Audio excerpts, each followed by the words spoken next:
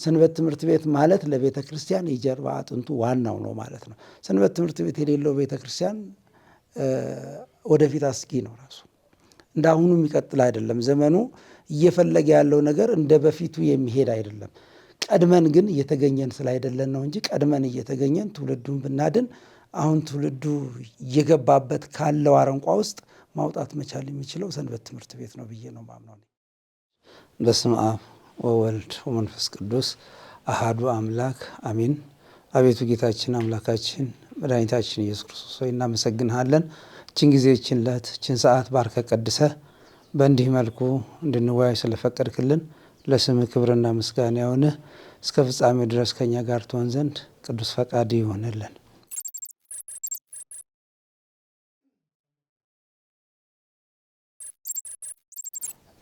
ረዥም ጊዜ ነው እንግዲህ ይህን ለማስታወስ በጣም ቢከብደኝም ያው አካባቢው ላይ በሚኖረው እንትን ነው። መጀመሪያ ሰንበት ትምህርት ቤት የነበረበት አካባቢ አይደለም የኔ ትውልድ ቦታ።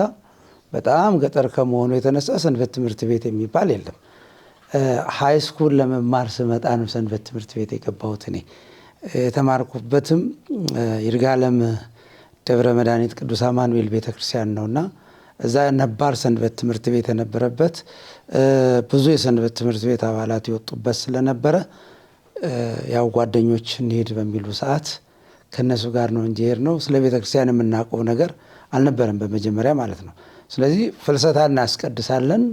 ለፍልሰታ የምትሰጠውን ቆሎና እንደዚህ ነገር ይዞ ለመሄድ እንጓጓለን። እሱም ብቻ ነበር ማውቀው። ከዛም በኋላ ግን ሰንበት ትምህርት ቤት ስንሄድ እግዚአብሔር ባወቀ እኛ በማናቅ ደግሞ ራሱ ህይወታችንን ቀየረ ማለት ነውና እንዴት እንደጀመርን ይሄ ነው ብዬ ላስታውስ በጣም ይከብደኛል።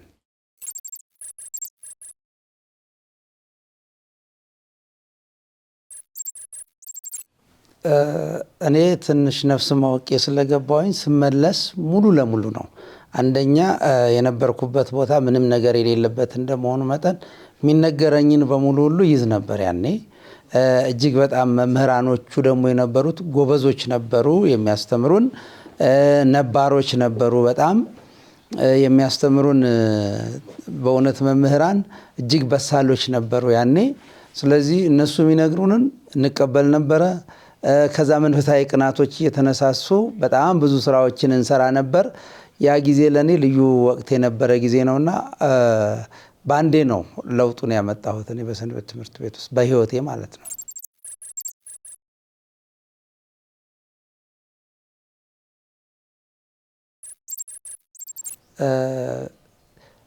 ይሄ ነው የሚባል በክፍል በኃላፊነት የሰራሁት ባይኖርም በትምህርት ግን በየትኛውም በእኛ ሰንበት ትምህርት ቤት የነበረው አከፋፈል እምነት፣ ተስፋ፣ ፍቅር የሚባል እንትን ነበር፣ ክፍፍል ነበርና ከዛ ውስጥ በእምነት ግሩፕ ውስጥ ነው ያለሁት። እዛ ውስጥ የሚሰጡትን በመዝሙር ክፍል እናገለግላለን፣ በትምህርት ክፍል እናገለግላለን፣ በስነ ጽሁፍና ኪነ ጥበብም እናገለግል ነበር። በሁሉም ቦታ ላይ ማለት ነው፣ አገልግሎት በተሰጠን ቦታ ሁሉ።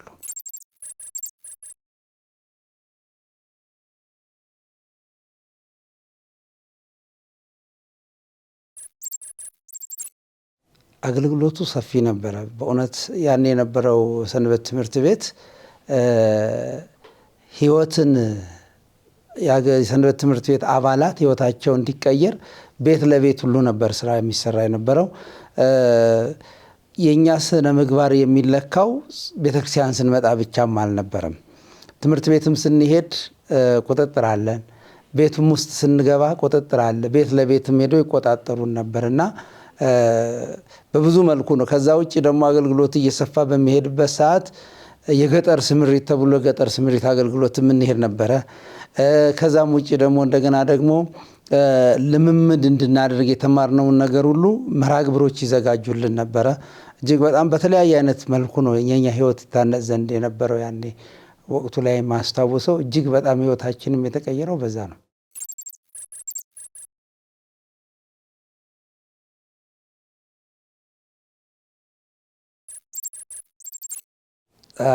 ይሄ የመጨረሻ ገዳም ሊሄድ አካባቢ የነበረው በጣም ማረሳው ትልቅ ፈተና በሰንበት ትምህርት ቤት ወይም በቤተ ክርስቲያን ላይ የሚመጣ የተሃድሶ እንቅስቃሴ ገብቶ ነበር በዛን ወቅት ላይና እሱን ለማጋለጽ ያደረግኩት ትግል ከፍተኛ ነበርና መራራም ነበር። ከፍተኛነቱ ብቻ ሳይሆን መራራም ነበርና ያንን ቡድን አጋልጬ ወጥቻለሁና በጣም ደስ ይለኛል። እሱ አገልግሎቴ ከሁሉም በላይ ማለት ነው።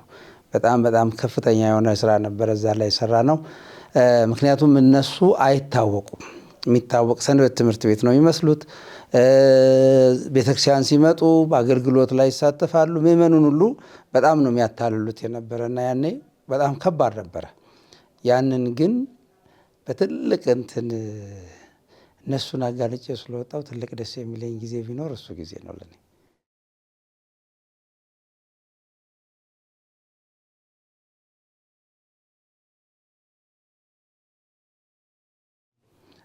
አሁን የነበርኩበትን ቦታ ነው ማወራውና ይርጋለም ነው መነሻዬና ይርጋለም እኔ በነበርኩበት ወቅት 3 አብያተ ክርስቲያናት ነበሩ። ቅዱስ አማኑኤል፣ ቅዱስ ሚካኤልና ቅድስት ድንግል ማርያም ነበሩ። እነዚህ 3ቱም የአንድነት ጉባኤ አላቸው። እነዚህ 3ቱም እሁድ የአንድነት ጉባኤ የምናደርግበት ነው። አጠቃላይ ይባላልና የአጠቃላይ ሁላችንም የምናደርግበት ነው። 3ታችንም ውስጥ ቅድም እንዳልኩት እምነት፣ ተስፋ፣ ፍቅር የሚባሉ ግሩፖች አሉ። እምነት የሚባለው አንድ ወቅት ላይ ለአጠቃላዩ ያዘጋጃል። እንደገና ደግሞ ፍቅርም የሚባለው እንደዚሁ ለአጠቃላዩ ፕሮግራም ያዘጋጃል ማለት ነው። ተስፋም እንደዚህ ያዘጋጃል። 3ቱም አንድነቱ የጠነከረ ነው በብዙ መልኩ ማለት ነው። አሁን ዘመነ ጽጌ ላይ በሚሆንበት ሰዓትም ዘመነ ጽጌም እንደዚሁ በተራ ነበር አብያተ ክርስቲያናቱም አገልግሎት የሚሰጡት። ሰንበት ተማሪዎችን በተራ ነበር ሄደው የሚያገለግሉት ማለት ነውና ህብረቱ በዛ አለ። ዓመታዊ ክብረ በዓል በምናከብርበት ሰዓት ግን ከብዙ ከአዲስ አበባም ሳይቀር ከተለያዩ አካባቢዎች እየተጋበዙ ሄድና ትልቅ ክብረ በዓል እናደርግ ነበር።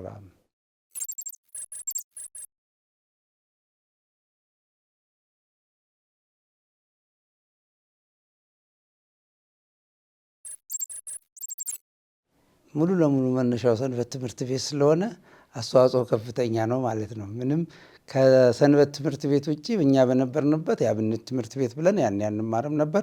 እርግጥ ነው ዳዊትና ውዳሴ ማርያም እንደዚህ የመሳሰለ የሚያስቆጥሩን እዛውም አለ። ዲያቆናቱ ነበሩ ደግሞ አገልግሎት የሚሰጡን ደግሞ በይበልጥ እኛ በነበርንበት ሰዓት ዲያቆናቱም የሰንበት ትምህርት ቤት አገልጋዮች ናቸው። ቅዳሜ ለእሁድ የሚሆን ምስባክን ያስተምሩናል። ተሰጥኦ እንማር ነበር በዚሁ እና ደግሞ የሚሰጠን ትምህርቶች ሁሉ የሚገፉን ነበሩ። በአጠቃላይ የሚወስዱን ነበር። የህይወትን አቅጣጫ እንድናይ የሚያደርጉን ነበር። ስለዚህ መነሻዬም መጀመሪያም እሱ ነው ማለት ነው። ወቅት ዘንትንም ያገኘሁበት መሰረታዊ እውቀትም ያገኘሁት እሱ ነው። አድጌ ያገኘሁትም እዛ መሰረታዊ ትምህርት የተማርኩት እንጂ አስፋፋሁ እንጂ መሰረቱን እዛ ነው የጨረስነው ማለት ነው። እኛ ስንማር ያውም ደግሞ እንደ ዛሬ ደብተር የተዘጋጀ ደብተር መግዣ ኖሮን አይደለም። ትምህርት ቤት ክረምት ተምረን የምናገኘውን ደብተር እየቀደድን ሰፍተን እሱን በላስቲክ በደንብ አድርገን ጠርዘን በሱ ነው መዝሙርም ትምህርትም የምንማርበትና ዛሬ ለመድረሱ ትልቁ መሰረቱ እኔ ሰንበት ትምህርት ቤቴ ነው ማለት ነው።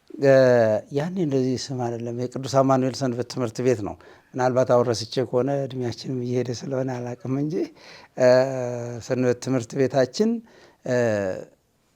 ያኔ ስም የተሰጠው በእርግጠኝነት እንደሆነ አላቅም። ተሳስቼም ሊሆን ይችላል። ይሄንን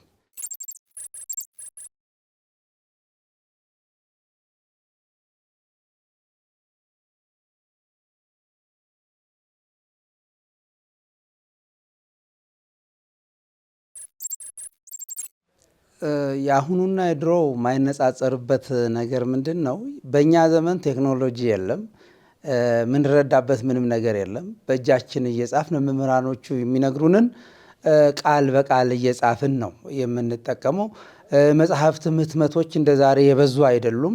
ከተገኘ የተወሰነ እነዛን ነገር ነው እንደ ሪፈረንስ የምንጠቀመው እንጂ ብዙ አይደለም ያኔ የነበረው። ግን በእንደዛም ሆኖ በጣም ትኩረት ሰጥተን እንሰራ ነበረ። ከአሁኑ ጋር ሲነጻጸር ግን አሁን ቴክኖሎጂውም ያግዛል። ብዙ መማር ይቻላል። አሁን ከተፈለገ የተፈለገበት ቦታ ላይ መድረስ ይቻላል። እንደ በፊቱ እንደኛ ጊዜ ችግሮች አሉ ብዬ አላስብም። ግን ያለውን እውነታ እንትን ለማመዛዘን ያሁኑን ገና እያየው ስለሆንኩኝ እርግጠኛ አይደለሁም። ምክንያቱም ከሄድኩ ቆይቻለሁኝ። እኔ ሰንበት ትምህርት ቤትን ለቄ ምናልባትም 1984 አካባቢ ይመስለኛል።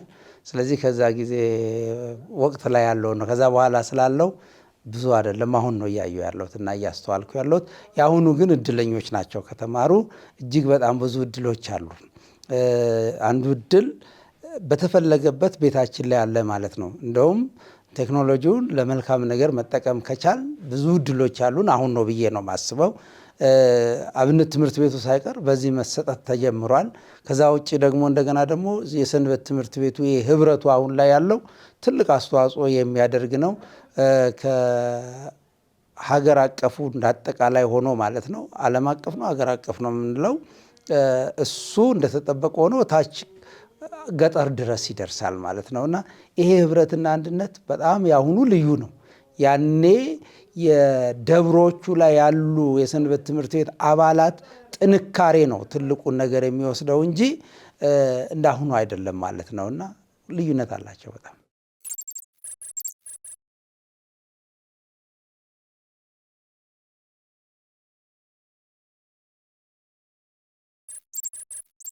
ሲጀመር ቤተክርስቲያን ራሱ ሰንበት ትምህርት ቤትን ስታቋቁም ለትልቅ ዓላማ ነው። እርግጥ ዓላማውን ሙሉ ለሙሉ ተወጥቷል አልተወጣም፣ ምናልባት ሪሰርች ያስፈልገው ይሆናል እንጂ አንዱ እንደውም ከቃለ ዓዋዲ ላይ ከተቀመጡት ግቦች ሶስተኛውን የሚያሳካው የሰንበት ትምህርት ቤት ምእመናን ቃለ እግዚአብሔርን በአግባቡ እንዲያውቁ፣ ሃይማኖታቸው እንዲያውቁ፣ በምግባር በሃይማኖት ተኮትኩተው እንዲያድጉ፣ ክርስቲያናዊ ሕይወት እንዲኖራቸው ማድረግ የሚለውን የሚያሟላው ሰንበት ትምህርት ቤት ነው። ምእመናን የሚሉት ሁሉም መውጣት ካለበት በሰንበት ትምህርት ቤት እንዲወጣ ነው ማለት ነው፣ ዋናው ዓላማው ማለት ነው። ሰንበት ትምህርት ቤት መሆንም አለበት ብዬ የማምነው እኔ ሁሉም ምእመን ካህኑም ጳጳሱም ከየት መውጣት አለበት እላለሁ? ከሰንበት ትምህርት ቤት ነው። ምክንያቱም መማር ያለበት እዛ ከሆነ ምእመናን ልጆቻቸውን ከመጀመሪያው ያንን ምቹ ነገር መፍጠር ያስፈልጋል። አሁን ምቹ ነገር አለ ወይ? ምቹ አለ ብዬ ብዙ ላልል እችላለሁ። ግን ብዙ ወደ ምቾት እየሄደ እንደሆነ መመቻቸቱ ያለ እንደሆነ የሚያሳይ ነገር አለ። ያ ከሆነ ሁሉም ሰው ወደ ሰንበት ትምህርት ቤት ይገባል ማለት ነው በልጅነቱ ጀምሮ። ከዛም በዛው ያድጋል። ከዛም ወጥቶ ምርጫውን ይመርጣል። ካህን የሚሆን ወደ ክህነቱ ይሄዳል፣ ወደ አብነት ትምህርት ቤቱ ይሄዳል፣ ይማራል። ወደ ገዳም መሄድ ደግሞ እንደኛው ደግሞ ገዳም መሄድ የሚፈልግም ሕይወቱን ይመርጥበታል። አጠቃላይ ሰንበት ትምህርት ቤት ማለት ለክርስትና ሕይወቱ መሰረት የሚጥል ነገር ነው ማለት ነው። መሰረት ነው። ከገጠር እስከ ከተማ ሰንበት ትምህርት ቤት ተስፋፋ ማለት ዋናው መሰረት እሱ ነው። ሰንበት ትምህርት ቤትን ሳይገባ ሳይማር የሚያልፍ ምእመን አይኖርም እንደማለት ነው። እና አገልግሎቱ ዘርፈ ብዙ ነው ማለት ነው ሰንበት ትምህርት ቤት።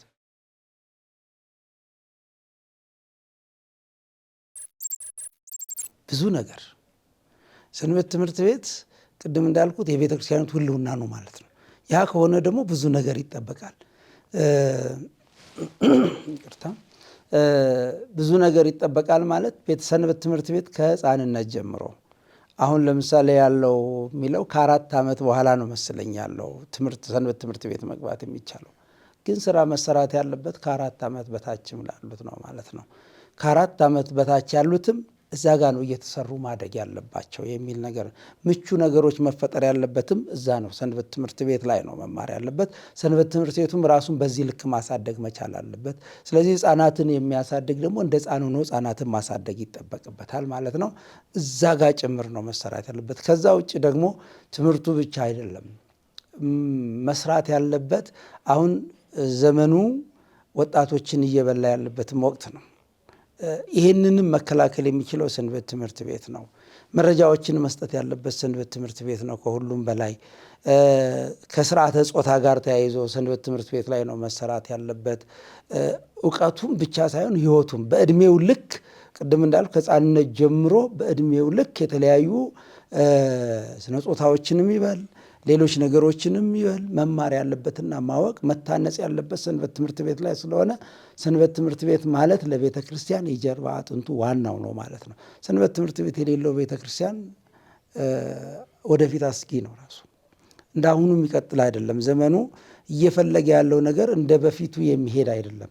ቀድመን ግን እየተገኘን ስላይደለን ነው እንጂ ቀድመን እየተገኘን ትውልዱን ብናድን አሁን ትውልዱ እየገባበት ካለው አረንቋ ውስጥ ማውጣት መቻል የሚችለው ሰንበት ትምህርት ቤት ነው ብዬ ነው ማምነው። ስለዚህ እሱም ማጠንከር ትልቁ ድርሻ ነው፣ የቤተ ክርስቲያኒቱም ዋና ድርሻ ነው ብዬ ነው ማምነው። አሁን ላይ ያሉ ሰንበት ትምህርት ቤቶችም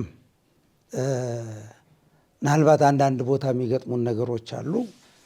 ትንሽዬ እውቀት አውቀው ብዙ እንዳወቁ ራሳቸውን ኮፍሰው እንትን የሚሉ የሰንበት ትምህርት ቤት ልጆች አሉ። እነዚህ ምንም አለማወቃቸውን ቢያውቁ ደስ ይለኛል ማለት ነው። ምንም አለማወቃቸውን ካወቁ ወደ ማወቅ ይሄዳሉ፣ እያወቁ እየበሰሉ ይሄዳሉ ማለት ነው። ትንሽ እውቀት ልታጠፋ ትችላለች። ምናልባት ደግሞ ብዙን ለማወቅ ደግሞ አለማወቅን መጀመር ያስፈልጋል ብዬ አስባለሁ። ከዛ ውጭ ደግሞ በጣም ትህትናን መላበስ ያስፈልጋል። በይበልጥ እቺ የሰንበት ትምህርት ቤት የምንኖርባት ጊዜ የጉርምስናም ወቅት ናትና ፈተና የሚበዛባት ስለሆነ ያቺን ጊዜ በትዕግስት ማለፍ ያስፈልጋል። የበሰሉ ደግሞ የበለጠ ያንን ወቅት አጉልቶ ፈተናውን እንዲያልፉ መስራት ያስፈልጋል ማለት ነው። ስለዚህ ወላጆች ደግሞ ልጆቻቸው የሚታነጹበት ዋናው ቦታ ሰንበት ትምህርት ቤት እንዲሆኑ ሊያውቁ ይፈልጋል ማለት ነው። ምክንያቱም አሁን ለልጆቻችን ፎን እየሰጠን እዛ ላይ ገብቶ ምን እንደሚሰሩ እንኳን አናቅም። ሕፃናቱ ሌላ ውስጥ ነው የሚገቡት። ይሄ ቤተክርስቲያን መጥተው ቢውሉ ግን ቤተክርስቲያን ልጆቻቸውን በደንብ አድርጋ ታሳድግላቸዋለች ማለት ነው። ክፉና ደጉን ለይተው እንዲወጡ ስለሚያደርግ ሰንበት ትምህርት ቤት ልጆች ማሳደግ ማለት ማብላት፣ ማጠጣት ወይም ደግሞ ውድ የሆነ ትምህርት ቤት ወስዶ ማስተማር ማለት አይደለም። በሃይማኖት ታንጸው እንዲያድጉ ማድረግ ነው። ሃይማኖታቸውን ካወቁ ነገ ጥሩ ዜጎች ይሆናሉ፣ ጥሩ ልጆች ያሉ፣ ጥሩ ክርስቲያኖች ይሆናሉ፣ ቤተ ክርስቲያንን ይረከባሉ። እነሱ እንደሚፈልጉት መልካም ልጆች ይሆኑላቸዋል። አለበለዚያ ከሰንበት ትምህርት ቤት አርቀው ካሳደጓቸው ዓለም ይነጥቃቸዋል። ስለዚህ ብዙ ቤት ውስጥ ችግሮች አሉ የምናያቸው። ብዙ በጣም የሚባሉ በሱስ ውስጥ የተጠመዱ ሕፃናት አሉ። ሱስ ስንል የግድ የሚጠጣ የሚበላው ብቻ አይደለም። የቴክኖሎጂ ሱስ አለ። እየተጠመዱ ራሳቸውን የሚያጠፉ ሕፃናት አሉ።